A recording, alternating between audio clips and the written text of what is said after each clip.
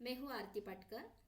मैं 10th standard के लिए मराठी पढ़ाने वाली हूँ और उसमें पहली कविता जो है संतवाणी वह हम आज पढ़ेंगे। संतवाणी के दो प्रकार है, अ और आ। पहला अ जो है उसका नाम है अंकिलामी दास तुझा। इसके कवि है संत नामदेव। तो आज हम उनका परिचय देखेंगे। संत नामदेव वारकरी संप्रदायातील हे थोर संत कवी होते। संत नामदेवांची काव्यरचना म्हणजेच अभंग रचना ही एकदम उत्कट होती व भाषा ही सुबोध, सरळ आणि सादी आहे। इसका मतलब क्या है? तो भारत में महाराष्ट्र में वारकरी संप्रदाय है और उसमें जो संत महात्मा है तो उन्होंने काव्य रचना लिखी है, तो उस काव्य रचना को अभंग कहा जाता है। इस अभंग द्वारा संतों ने समाज में व्याप्त जो अंधश्रद्धा थे, रूढ़ी परंपरा थे, जो गलत थे, उनके ऊपर प्रहार किया था। तो ऐसे ही संत नामदेव जो थे उनकी काव्य रचना की विशेषता क्या थी? तो उनकी भाषा ये सुबोध यानी सहज सरळ ऐसी थी। त्यांनी हिंदीतही रचना केलेली आहे आणि पंजाबात तर आपल्या भागवत धर्माची पताका त्यांनी उंच फडकवली आहे। इसका मतलब क्या है? तो संत नामदेव जी ने हिंदी भाषा में भी अपनी रचनाएं की हैं और उस समय में पंजाब में उन्होंने भागवत धर्म की पताका यानी झंडा ये भी ऊंचा लहराया है, यानी कि पंजाब में भी जाकर उन्होंने अपनी रचनाएं की थी। पंजाबमध्ये शीखांच्या गुरु ग्रंथ साहिब या ग्रंथात त्यांनी लिहिलेली 61 कवने सम्मिलित आहेत। पंजाब में जो सिख लोग हैं उनका गुरु ग्रंथ साहिब यह धर्म ग्रंथ है और उनमें 61 कवन यानी काव्य रचना उनकी समाविष्ट की गई है और उसे भक्त नामदेव जी की मुखबानी ऐसा नाम मिला है।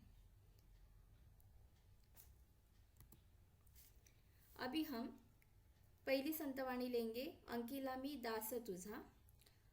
पहली दो पंक्तियाँ, अग्नि माझी पडे बाळू, माता धावे कनवाळू, तैसा धावे माझिया काजा, अंकिलामी दास तुझा। अग्नि इसका मतलब है आग, माता यानी माय आई, कनवाळू इसका मतलब है दयाळु, काज यानी काम, दास यानी सेवक। अग्नि माझी पड़े बाळू, बाळू यानी छोटा बच्चा। आग में जब कोई छोटा बच्चा गिरता है, माता धावे कनवाळू, उसकी माँ तब कनवाळू यानी दयाळु बनकर भागकर अपने बच्चे को बचाती है। तैसा धावे माझिया काजा, तैसा यानी वैसे, धावे यानी भागो, माझिया काजा, माझिया यानी मेरे, काज यानी मेरे काम में, अंकिलामी दास तुझा यानी मैं तुम्हारा दास यानी सेवक या अंकित हूँ। अभी संत नामदेव खुद को एक छोटा बच्चा मानते हैं और उनको विठल जी को यानी उनके आराध्य भगवान को अपना मालिक मानते हैं और इसके कारण वह सोचते हैं कि मैं समझो एक छोटा बच्चा हूँ और मेरे ऊपर कोई भी संकट आए तो एक माँ जैसे भागकर अपने बच्चे को बचाती है, वैसे ही आप मुझे बचाओ। सवेची झेपावे पक्षिणी, पिली पडताची धरणी, भुकेले वत्सरावे धेनू, हंबरत झावे।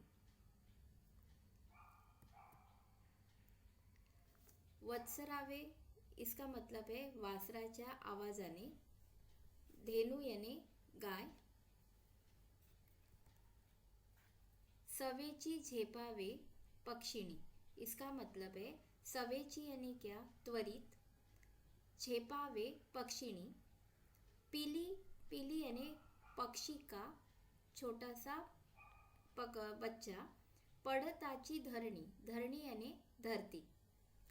जब कोई पक्षी अपने बच्चों को छोड़कर कहीं आकाश में विहार कर रहा है और उसका ध्यान फिर भी अपने बच्चों के ऊपर रहता है, और जब वह छोटा बच्चा उसका नीचे गिर रहा है धरती पे, ये जब वह देखता है तो वह तुरंत भागकर आता है और अपने बच्चे को संभालता है।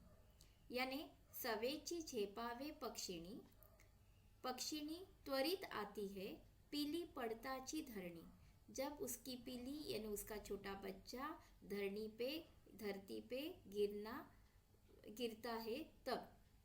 भुकेले वत्सरावे धेनु हंबरत धावे, वत्सरावे का मतलब है वासराच्या आवाजाने। वत्स यानी गाय का बछड़ा, धेनु का मतलब है गाय। जब कोई गाय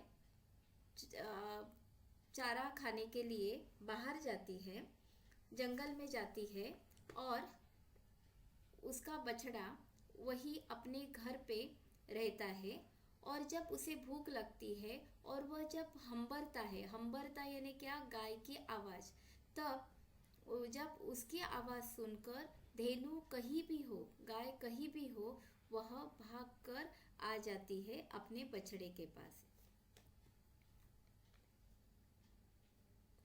वणवा लागलासे वनी, वणवा का मतलब है जंगलातील आग। जंगल में अपने आप जब आग लग जाती है तो उस आग को कहा जाता है वणवा। वन यानी अरण्य, जंगल या रान। पाडस, पाडस का मतलब है हरिणीचे पिल्लू, हिरन का बच्चा। चिंतित, इसका मतलब है काळजीत यानी चिंता। वणवा लागलासे वनी पाडस चिंतित हरणी, यानी जब कोई हिरन अपने बछड़े को, अपने पाडस को जंगल में छोड़कर बाहर जाती है खाना ढूंढने के लिए, और तभी वह पीछे मुड़कर देखती है, तब जंगल में आग लगी है, वणवा लगा है, तब वह अपने पाडस के लिए, अपने बच्चे के लिए चिंतित होती रहती है। नामा म्हणे मेघा जैसा विनवितो चातक तैसा। नामा, नामा यानी कौन, तो संत नामदेव। म्हणे, म्हणे यानी कहते हैं। मेघा जैसा, मेघ यानी बादल। विनवितो चातक तैसा, विनवितो यानी विनती करना, चातक यानी ऐसा एक पक्षी माना गया है कि जो नभ या आकाश में से जो बारिश होती है वही पानी पीता है। जमीन पर जो पानी रहता है वह पानी वह पीता नहीं है, और जिसके कारण वह आकाश की ओर ध्यान लगा के रहता है कि कभी वह बारिश हो और मैं पानी पी सकूं।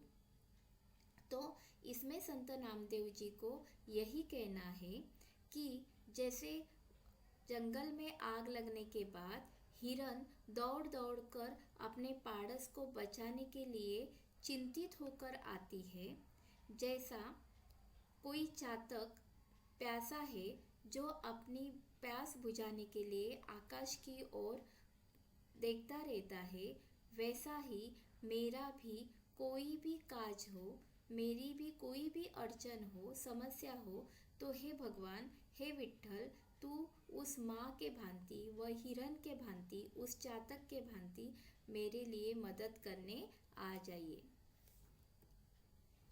तो इस प्रकार ये अपनी कविता थी। संतवाणी का पहला प्रकार था अंकिला मी दास तुझा। Thank you.